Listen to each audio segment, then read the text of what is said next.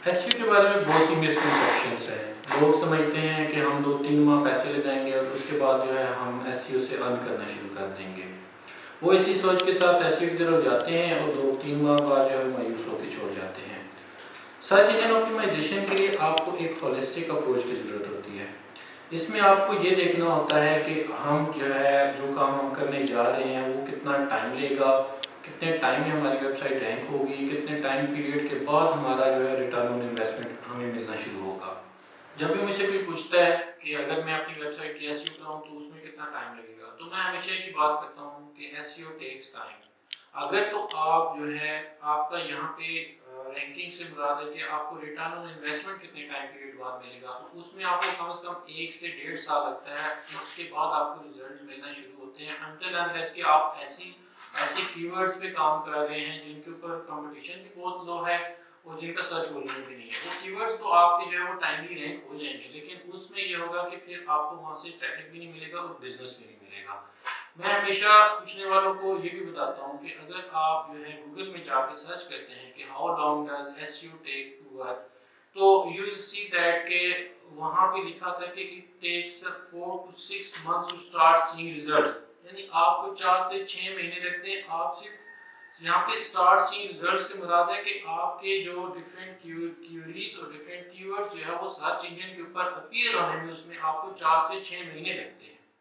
यहाँ पर start seeing result से ये मुराद बिल्कुल भी नहीं है कि 4 से 6 महीने बाद आपकी वेबसाइट पे इतनी ट्रैफिक आ जाएगी कि आप उनसे जो है वो प्रॉफिट अर्न करना शुरू कर देंगे।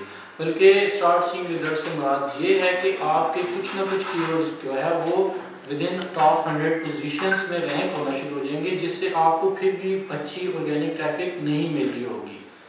अच्छे कीवर्ड्स को सर्च इंजन के ऊपर रैंक कराने के लिए टाइम लगता है। आपको कम से कम 8 से 10 महीने चाहिए होते हैं। उसके बाद आपके जो अच्छे कीवर्ड्स हैं वो टॉप 10 पोजीशन में आते हैं। और उसमें ये भी डिपेंड करता है कि आप कितना एग्रेसिव जा रहे हैं, आप कितनी अच्छी क्वालिटी के बैक लिंक्स ले रहे हैं। जहाँ पे क्वालिटी से मुराद है कि हम ऐसी वेबसाइट से लिंक लेते हैं जिनके ऊपर ट्रैफिक भी हो और जिनकी अथॉरिटी भी बहुत अच्छी हो और जिन्होंने बहुत अच्छी साइट से ट्रैफिक लिया होता है।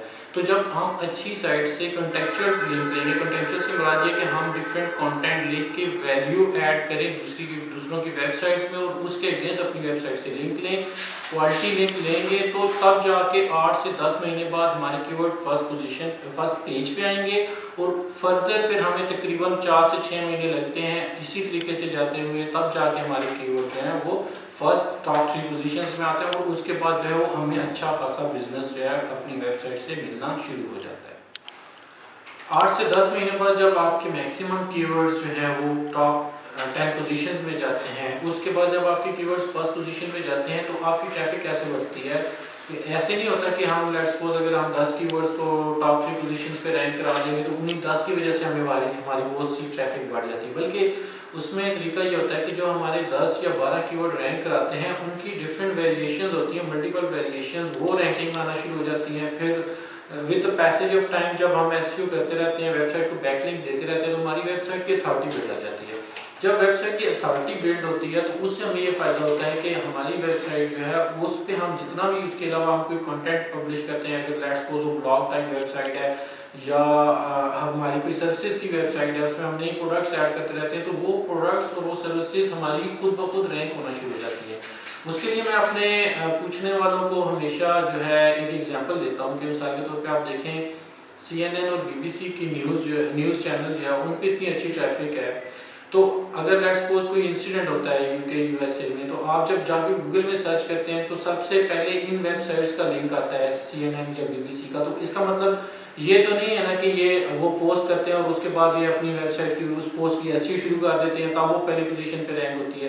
बल्कि जैसे ही गूगल उनकी उस पोस्ट पर इंडेक्स करता है उसको पहली पोजीशन पे रैंक करा देता है। उसकी रीज़न ये होती है कि उनकी वेबसाइट की अथॉरिटी इतनी बन चुकी होती है with the passage of time and with the number of backlinks के जैसे ही वो कोई नई पोस्ट डालते हैं तो वो एकदम से रैंक होना शुरू हो जाती है। तो इस वजह से भी जो है उनकी ट्रैफिक जो है वो बढ़ती रहती है। तो इसी सिलसिले में मेरे पास एक यूनिवर्सिटी स्टूडेंट आया और मुझे कहने लगा कि मेरे एक दोस्त की वेबसाइट है मोबाइल कंपैरिजन पे और वो उससे अच्छा खासा अर्न कर रहा है। अब लोग ये तो देखते हैं कि वो फलां बंदा फलां वेबसाइट से इतना ज़्यादा अर्न कर रहा है, लेकिन उसके पीछे उसकी स्ट्रगल कितनी होती है वो नहीं मालूम होती। तो कहता है मैं खुद वेब डेवलपर हूँ और मैं चाहता हूँ कि मैं अपनी एक वेबसाइट बनाऊँ और मैं उस पे जो है 10,000 पर मंथ लगाऊँ। मेरा 3 महीने का बजट है, 10-10 हज़ार रुपये मैं 3 महीने लगाऊंगा और उसके बाद मेरी वेबसाइट पे अर्निंग शुरू हो जाएगी। फिर मैं वही अर्निंग अपनी वेबसाइट पे लगाऊंगा मज़ीद 3 महीने और डबल एफर्ट कर दूंगा और उसके बाद जो है मैं अपना प्रॉफिट अर्न करना शुरू कर दूंगा।